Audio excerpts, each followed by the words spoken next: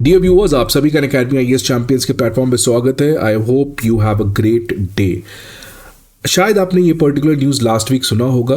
United nation general assembly ने America को unilaterally एक तरफा क्रिटिसाइज़ किया है। यूनाइटेड नेशन जनरल असेंबली में एक वोटिंग हुआ और उस वोटिंग के बाद एक रिजोल्यूशन को पास किया गया और उस रिजोल्यूशन में अमेरिका को एक तरफा यूनाइटेड नेशन जनरल असेंबली ने क्रिटिसाइज़ किया। क्यों क्रिटिसाइज़ किया? बिकॉज अमेरिका, आप सभी को पता है, लगभग 40 साल से ज़्यादा क्यूबा के ऊपर सैंक्शंस लगा रखा है। आज तक सैंक्शंस के इतिहास में अगर कोई कंट्री जो सबसे लंबे समय तक अमेरिका के सैंक्शंस को झेला है वो है क्यूबा। और इन्हीं सैंक्शंस की वजह से क्यूबा आज पॉलिटिकल, सोशल और इकोनॉमिक क्राइसिस से गुजर रहा है। और इसी चीज़ को यूनाइटेड नेशन जनरल असेंबली ने उस रिजोल्यूशन में कंडेम किया है कि अमेरिका को ये सैंक्शंस, जिस तरीके का इकोनॉमिक एम्बार्गो उसने क्यूबा के ऊपर लगा रखा है, इसको ख़त्म कर देना चाहिए। ये कोई नया रिजोल्यूशन नहीं है। इनफैक्ट कई सालों से इस तरीके का रिजोल्यूशन यूनाइटेड जनरल असेंबली पास कर रहा है, लेकिन ये रिजोल्यूशन काफ़ी खास था बिकॉज इस रिजोल्यूशन में अमेरिका के साथ लगभग कोई देश नहीं खड़ा था and America was humiliated, exposed in United nation. कैसे, इस चीज़ों को हम लोग आज के सेशन में बात करेंगे। तो ये सेशन में हम लोग इन्हीं चीज़ों के बारे में डिस्कस करने जा रहे हैं। इसके अलावा हम लोग ये भी बात करेंगे कि अमेरिका के ऊपर इंडिया का क्या स्टेटमेंट है। इंडिया ने यूनाइटेड नेशन जनरल असेंबली में क्या अमेरिका का साथ दिया या अमेरिका के अगेंस्ट के, और इंडिया का स्टेटमेंट क्या था यूनाइटेड नेशन में, इसको भी समझने का प्रयास करेंगे। और तीसरा हम लोग इम्पॉर्टेंट सवाल एड्रेस करेंगे कि अमेरिका आखिरकार इन सैंक्शंस के थ्रू ये क्यों नहीं समझ जाता है कि ये सैंक्शंस आज के दौर में, ये सैंक्शंस इलीगल हैं, ये सैंक्शंस यूनाइटेड चार्टर के प्रिंसिपल के अगेंस्ट हैं। बिकॉज सैंक्शंस लगाने का काम यूनाइटेड नेशन का है। It is not the power of United States to impose these sanctions. और आज इन्हीं यूनिलैटरलिज्म, यूनिपोलैरिटी माइंडसेट की वजह से अमेरिका का डाउनफॉल हुआ है, जिसको हम लोग थोड़ा सा एंड में बात करेंगे with the help of some scholars. तो इन तीन सवाल को हम लोग आज के इस पर्टिकुलर सेशन में एड्रेस करने जा रहे हैं। तो पहले आप आगे बढ़ने के पहले ये देख लीजिए क्यूबा है कहाँ। क्यूबा की जोग्राफिकल लोकेशन काफ़ी सिग्निफिकेंट है। ये नॉर्थ अमेरिका और साउथ अमेरिका के बीच में है, कैरेबियन कोस्ट के पास आती है। खास बात क्या है कि क्यूबा यूनाइटेड स्टेट्स के काफ़ी ज़्यादा करीब है, इसलिए अमेरिका कभी भी नहीं चाहता है क्यूबा में किसी तरीके का रशिया इन्फ्लुएंस हो, चाइना इन्फ्लुएंस हो, बिकॉज वो अमेरिका के नेशनल सिक्योरिटी के लिए डेट्रीमेंटल हो सकता है। इसलिए अमेरिका हमेशा से क्यूबा में अपने पपेट लीडर को इंस्टॉल करने का प्रयास करते हुए आया है। Now what is the news? News क्या है कि यूनाइटेड नेशन जनरल असेंबली ने अमेरिकन इकोनॉमिक एम्बार्गो, जो अमेरिका ने इकोनॉमिक सैंक्शंस लगा रखे हैं क्यूबा के ऊपर, इसको एक तरफा कंडेम किया है, क्रिटिसाइज किया है। क्यूबा के जो फॉरेन मिनिस्टर है उन्होंने अमेरिका को क्रिटिसाइज किया है इस मैक्सिमम प्रेशर पॉलिसी के लिए। मैक्सिमम प्रेशर पॉलिसी का मतलब बहुत ज़्यादा सैंक्शंस लगा दो किसी कंट्री में, जिस तरीके, और सो दैट वो कंट्री मजबूर हो जाए आपकी बात मानने के लिए। ये same maximum pressure policy America ने ईरान के ऊपर लगा रखा है, लेकिन क्यूबा के ऊपर लगभग 40 साल से इस तरीके के मैक्सिमम प्रेशर पॉलिसी को लगाया है, जिसकी वजह से क्यूबा आज उसको इंपोर्ट करना, फ्यूल ये भी बहुत मुश्किल पड़ रहा है, तेल इंपोर्ट करना बहुत मुश्किल पड़ रहा है। और जिसकी वजह से लास्ट मंथ एक कंप्लीट ब्लैकआउट हो गया था, बिजली की शॉर्टेज हो गई थी, और उसी महीने एक डिजास्ट्रस हरिकेन आया था ऑस्कर, जिसकी वजह से क्यूबा को सिग्निफिकेंटली इम्पैक्ट भी पहुंचा। तो इसी कॉन्टेक्स्ट में यूनाइटेड नेशन जनरल असेंबली ने अमेरिका के इस मैक्सिमम प्रेशर पॉलिसी को कंडेम किया है और यूनाइटेड नेशन जनरल असेंबली ने एक तरीके से रिक्वेस्ट या मैसेज किया है अमेरिका को कि आप इस इकोनॉमिक सैंक्शंस को जल्दी से हटा दें। तो इन्हीं चीज़ों को हम लोग आज के सेशन में बात करेंगे। बट एक इंपॉर्टेंट इन्फॉर्मेशन स्टूडेंट्स आप सभी के लिए कि हमारे बैचेस ऑलरेडी करोल बाग, मुखर्जी नगर, पटना, प्रयागराज में स्टार्ट हो चुके हैं at a very very discounted price of 59,999। Karol Bagh के डिटेल्स, मुखर्जी नगर के डिटेल्स, प्रयागराज और पटना, इन चारों बैचेस के डिटेल आपको यहाँ पे मिल जाएंगे। Unacademy IAS comprehensive GS course के अलावा CSAT, essay writing course, comprehensive current affairs, full end test series और ऑप्शनल जैसे कोर्सेज को भी प्रोवाइड करता है। इन सारे इन्फॉर्मेशन के लिए आपको हमारे ऑफलाइन ब्रांचेस पे विजिट करना होगा, या नहीं तो आप हमारे ऐप को डाउनलोड कर सकते हैं। अब बात आता है कि आखिरकार अमेरिका ने ये सैंक्शंस को लगाया क्यों है। इस सैंक्शन की शुरुआत हुई थी 1959 में। 1959 के पहले तक क्यूबा में एक तरीके का डिक्टेटरशिप था, लेकिन वो डिक्टेटरशिप अमेरिका के लिए कोई प्रॉब्लम नहीं था, बिकॉज वो डिक्टेटर जो थे उस समय के वो प्रो अमेरिकन थे। तो अमेरिका को कोई दिक्कत नहीं हुआ था।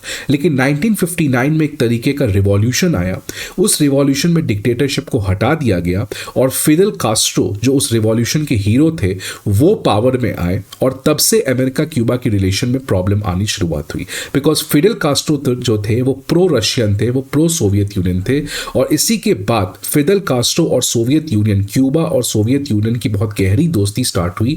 और आपको पता होगा ये दौर कोल्ड वॉर का था, और कोल्ड वॉर के समय अगर फिडेल कास्ट्रो सोवियत यूनियन के साथ दोस्ती करते हैं तो आप समझ लीजिए अमेरिका के लिए ये कितना ज्यादा प्रॉब्लम हो जाएगा, बिकॉज अमेरिका के काफी प्रॉक्सिमिटी में है क्यूबा।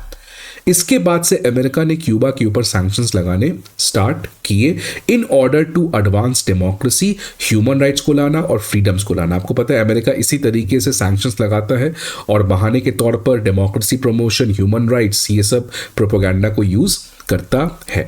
ये रहे फिडेल कास्ट्रो, एक बहुत ही कैरिज्मेटिक लीडर थे, एक बहुत स्ट्रांग लीडर थे, जो क्यूबा के एक one of the most important personality भी है। अब 1962 का आपको इंसिडेंट पता होगा, क्यूबन मिसाइल क्राइसिस। जब फिडेल कास्ट्रो पावर में आए क्यूबा में, तो अमेरिका की जो सीक्रेटिव एजेंसी है CIA, उसने एक तरीके से एक सीक्रेटिव प्लान बनाया कि कैसे फिडेल कास्ट्रो को पावर से हटा दिया जाए। जैसे फिडेल कास्ट्रो को यह बात पता चला कि अमेरिका के ट्रूप्स प्रोबेबली क्यूबा को इन्वेड करके फिडेल कास्ट्रो को पावर से हटा सकते हैं, उसी के बीच में क्यूबा के जो लीडर थे फिडेल कास्ट्रो, वो चले गए सोवियत यूनियन के साथ, और सोवियत यूनियन के साथ उन्होंने एक तरीके का सीक्रेटिव एग्रीमेंट साइन किया, जहां पे सोवियत यूनियन क्यूबा के सिक्योरिटी को इंश्योर करने के लिए न्यूक्लियर मिसाइल्स को इंस्टॉल कर देगा क्यूबा के अंदर, सो दैट अमेरिका के अगेंस्ट क्यूबा का डेटरेंस क्रिएट हो सके। जैसे ये बात पता चला अमेरिका को, तो अमेरिका ने क्यूबा को कहा कि आप फटाफट इस न्यूक्लियर मिसाइल को यहां से हटाएं। सोवियत यूनियन को उन्होंने भी कहा कि आप इन न्यूक्लियर मिसाइल्स को हटाएं, नहीं तो अमेरिका और सोवियत यूनियन के बीच में एक न्यूक्लियर वॉर शुरुआत हो सकता है। इसलिए कोल्ड वॉर के समय अगर कोई एक ऐसा इंसिडेंट था जहां पे अमेरिका और सोवियत के बीच में न्यूक्लियर वॉर होने की प्रोबेबिलिटी सबसे ज्यादा थी, वो थी Cuban missile crisis. Because America के लिए ये नॉन नेगोशिएबल होता कि क्यूबा इतने पड़ोसी देश के पास न्यूक्लियर वेपन है। आप समझिए अमेरिका की हिपोक्रेसी। यही अमेरिका यूक्रेन को इस तरीके से वेपन्स भेजा, नाटो की मेंबरशिप का रिक्वेस्ट किया and other things just to provoke Russia, और यही चीज जब रशिया क्यूबा के साथ किया था तो अमेरिका न्यूक्लियर वॉर की तरफ भी बढ़ सकता था।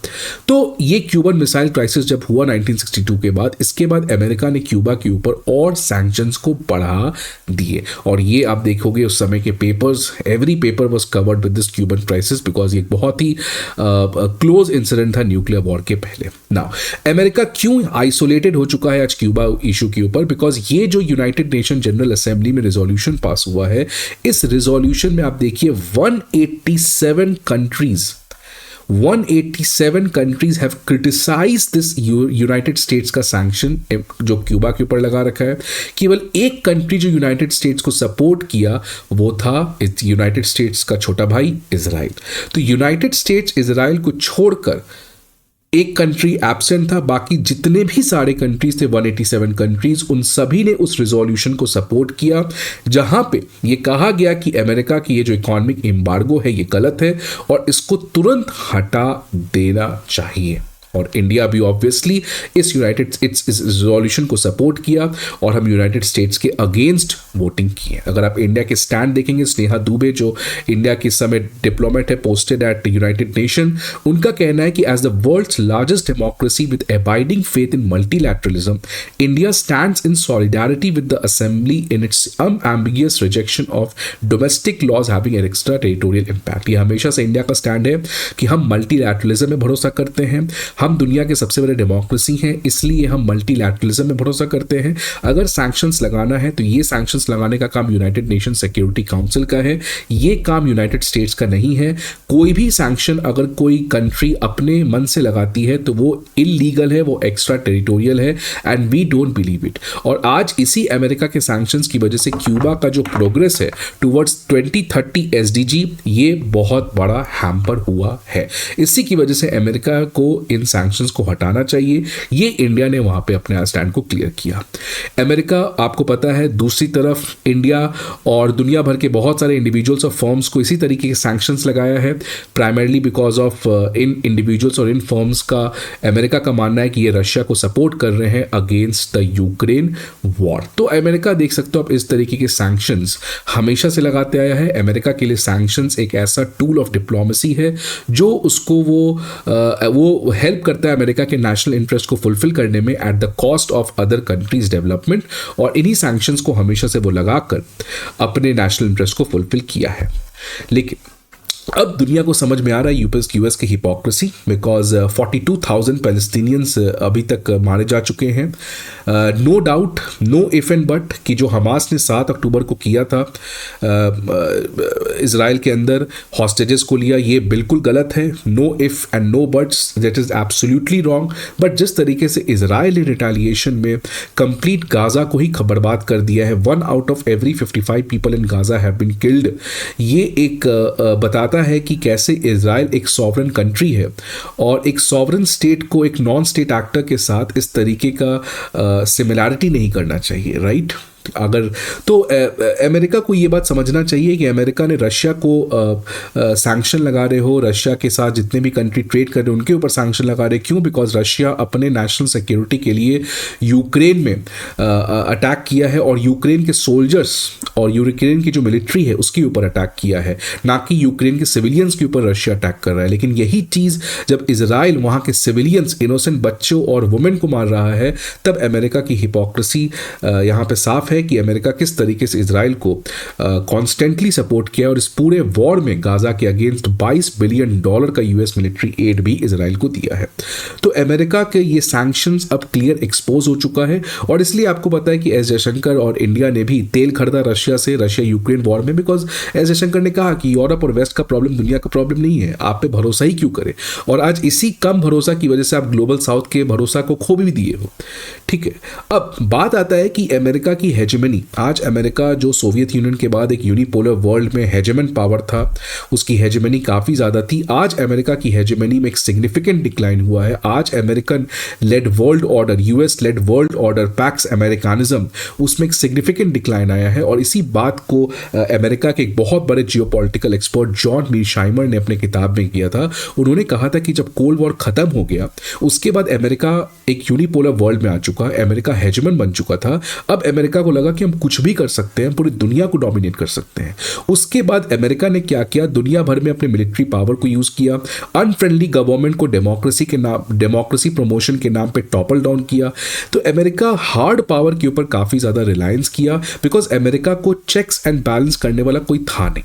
इन्हीं वजहों से अमेरिका ने बहुत सारी गलतियां की और आज उस गलतियों की वजह से अमेरिका का डिक्लाइन हुआ है। और यही गलतियों की वजह से चाइना को एक अपॉर्चुनिटी मिल गया कि वो एक तरीके से सिग्निफिकेंट प्लेयर बन जाए इंटरनेशनल जियोपॉलिटिक्स में। तो आज अमेरिकन हेजेमनी का डिक्लाइन होने का रीजन है एक तरफा मिसयूज ऑफ हार्ड पावर, जिसकी वजह से चाइना को मौका मिला अपने ग्रोथ और अपने फ्रेंड्स को और अपने उन इन्फ्लुएंस को एक्सपैंड करने में। इसलिए अमेरिका की हेजेमनी का डिक्लाइन चाइना नहीं है बल्कि अमेरिका खुद है। इसलिए आने वाले टाइम में अमेरिका को समझ में आना चाहिए कि अगर अमेरिका चाहता है कि दुनिया उस पर ट्रस्ट करे, उसके वर्ल्ड ऑर्डर को लोग एक्सेप्ट करे, तो अमेरिका को इस तरीके से सैंक्शन, हार्ड पावर, इस तरीके से चीजें नहीं करना चाहिए। अमेरिका को डिप्लोमेसी और जिस मल्टीलैटरलिज्म को अमेरिका प्रमोट करता था, आज उसी मल्टीलैटरलिज्म को अमेरिका को स्पॉन्सर और प्रमोट करना चाहिए। Then only the world will have some faith in America. Otherwise the day is not far कि America will reduce to be a irrelevant stake holder in the international geopolitics. आपका क्या view है आप जरूर comment box में बताएं। Video अच्छा लगे तो लाइक जरूर करिएगा। See you again in the next video. Till then goodbye and take care.